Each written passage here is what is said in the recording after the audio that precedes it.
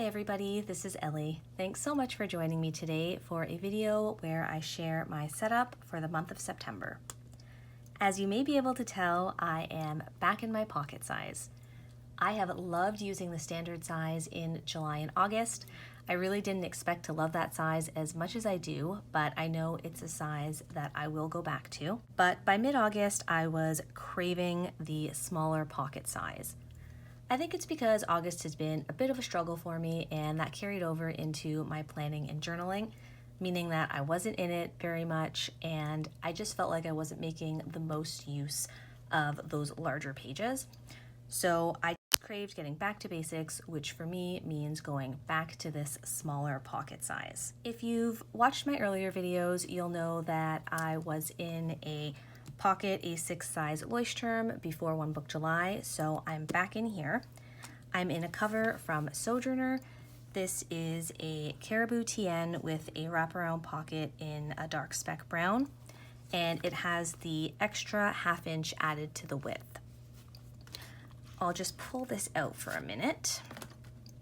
I've brought over my Traveler's Company pen loop because I've loved using this, and the leather is actually pretty close and it looks great here. I rolled this leather for the first time and I love how pliable it's made it. You can't see much of the wrinkling or any pull-up on camera, I don't think. It's very subtle in person too, but I just love it. It feels more lived in, more mine, and great in the hands. It also meant that I was able to square the spine, which I absolutely love the look and feel of. And because this now lays flat by itself, I've actually taken out the closure elastic because I'm not really taking this anywhere, so it stays on my desk with me or in my little craft tote that I carry around the house. In the front pocket here, I do have my future log. Sorry about the glare, it's laminated. I showed this in another video, which I'll link, but basically it's just a printable insert with monthly calendars where I track things like my cycle, appointments, birthdays, anything that I would throw into a future log goes in here because I don't like making them at the front of my bullet journals anymore because that just means I have to migrate them every time I finish a journal. So that fits beautifully there. I'm actually super happy with the look of that. And I just have a small ollie clip here to keep it shut because with the laminated cover, it doesn't stay shut by itself. Plus, I always like having a spare ollie clip if I need to clip any pages down or use it in any way. Getting into the setup itself, I took a little bit of a different approach in September. As I mentioned, August was a bit of a struggle for me. I didn't reach for my bullet journal as much as I usually do. And that's okay. I gave myself grace, and if I didn't get to it, I didn't get to it. I did usually back plan, but you'll see when I do my August flip through, instead of my tasks, my notes, my journaling, a lot of it is just memory keeping, which I really like. I'm glad I got anything down on the page, but I also know that I'm most productive when I am writing down kind of the small tasks that I need to get done every day, and I wanted to give myself at least the best chance to get back to that. And if I don't, it's fine. But I did want to try to set myself up for that. And for me, that meant setting up the entire month in advance, which is not something that I've ever done before. So I will walk you through how that looks and what I've used. This, I just tipped in some vellum. This is from Mrs. Brimbles' shop on Etsy, and I love it. For the month of September, I didn't choose a specific quote, but instead printed this from Instagram. It's by Bless the Messy and says, "It's important to sit with your feelings." This little sticker is from a happy planner pack that somebody gave me, and I just wrote September with my Unisigno in the white. And we move into my task page and my Calendex. So for the first time since I started my Cultivate What Matters power sheets, I did not do September prep. I did consider it, but ultimately I opted not to do it. I do have my goals in this bullet journal and in all of my journals actually, and I'm very familiar with these, and already know kind of which areas I need and want to work in. But one of the things that totally fell by the wayside in August was my trackers. I'm someone who typically really enjoys trackers. I find that marking that X or checking off or coloring in, whatever I'm doing, is really motivating. Even if I'm doing something once a month and I only have that one check mark. Typically that makes me feel good. It shows me where maybe I want to do some work and it works for me. But in August, it just wasn't. It was more demoralizing than anything else, and it was just tiring to go to every day. So I just left it out this month. I think that's totally fine, and I'm okay with that decision. So usually when I'm doing my power sheets, I come up with a focus, but I didn't do that this month. Like I said, I'm trying to ease up on myself and use this in a more simple and straightforward way. And if I do want anything that resembles a focus, it's this reminder here that it's important to sit with my feelings. Even if those are feelings of low energy telling me I don't feel like journaling, that's okay. The other thing that I've done this month that I've never done before is actually use some printables in my bullet journal. For some reason, it just never occurred to me to do that. I guess I was really focused on Ryder Carroll's method and pen and paper and basics, which is great. Don't get me wrong, that was actually something I considered in here as well, just going right back to basics, rapid logging every day, and not prepping anything in advance. But I did think that I wanted a little bit more structure and a little bit more ability to see ahead. So again, this is my task page. I will write any tasks that I come up with for September. This is a printable from 3 Years Apart and a sticker from Gabriela Elena Designs. And for my Calendex, I used this printable from Peanuts Planner Co. And this is number 133, the monthly list. It just has 1 through 31 and the space beside it where you can write the day of the week. I've also gone through and highlighted the weekends just because I like that separation. One of the primary reasons I chose this is because the number of spaces on this page is only 26, and I really like having my Calendex on one page. Now this is pretty tiny, but I write pretty small anyways, so I think it should be fine. We'll see how it goes this month.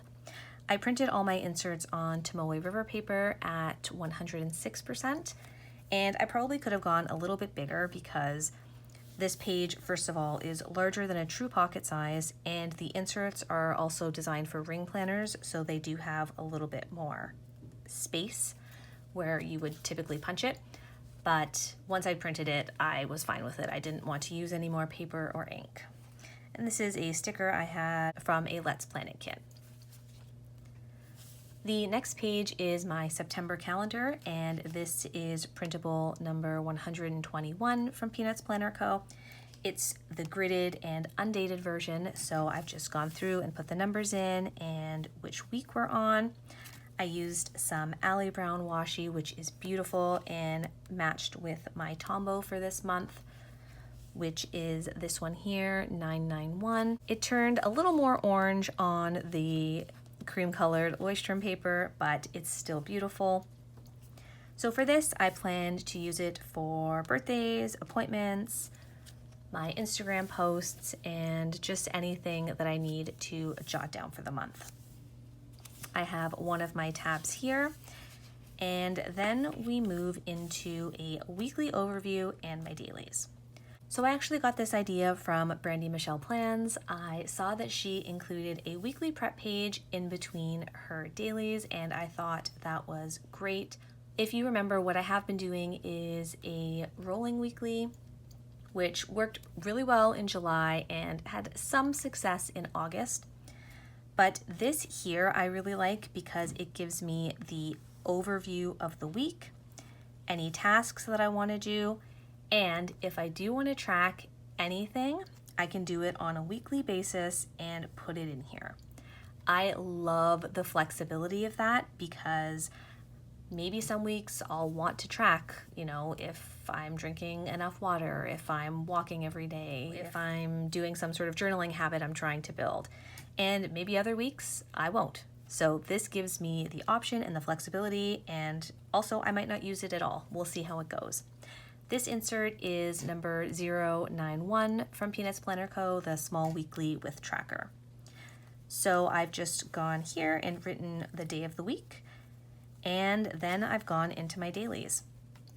So I used a stamp, and I am not a great stamper, guys, but I did use a date stamp that I have and the VersaMagic Chalk Ink in the Midnight Black, and I wrote the day of the week above with my Le Pen Technical Drawing Pen. So basically, this is a setup. One of the things that I did differently in the month of September is my weekly reflection. If you remember, I was doing kind of a quadrant system with 4 different categories, and I really like taking the time to sit down and reflect on the week, but in August, that full spread was just a little too much, and again, I just wanted to simplify for myself and make it as easy and inviting as possible. So what I've done is, in the Happy Planner teacher set that I had, it came with these Post-its that say top 3. So I've just glued them down. At the very least, every Sunday, I'd like to go through and write the top 3 things from that week. I've also left the space beside where I can write any wins, anything that's not working, anything that's coming up, anything or nothing. So I am really excited to see how this works for me. If it turns out that I do like having more space, then I'll know that and work with it. But I do think this kind of simplified version will work really well for me in September. This is just an empty page, and I'm going to use this for a video coming up, so you'll see that again. And right into the next week. So week 37, my insert, and my dailies. So as you'll see, I went ahead and put all of these on every Sunday.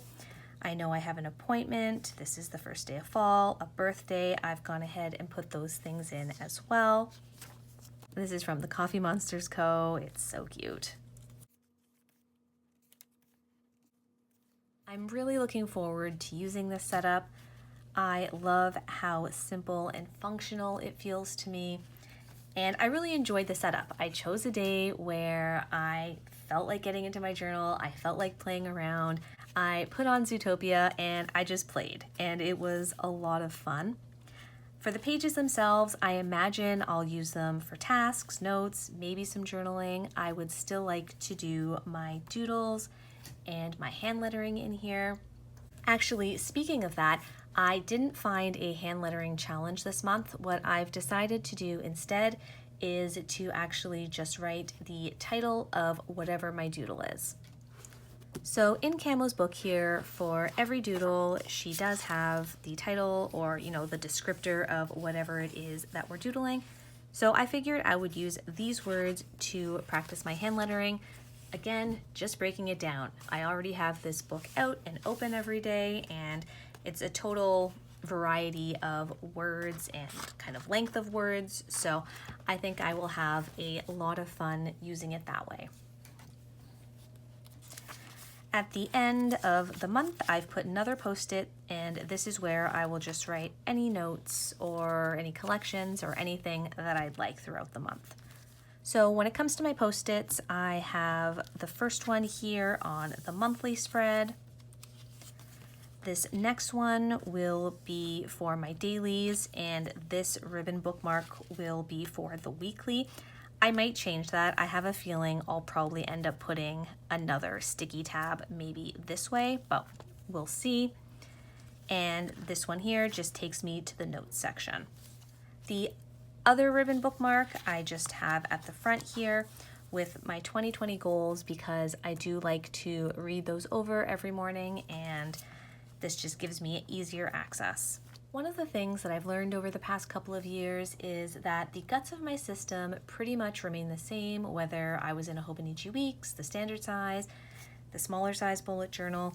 I like my tasks in a list, I like my notes for memory keeping, and everything else is just a bonus.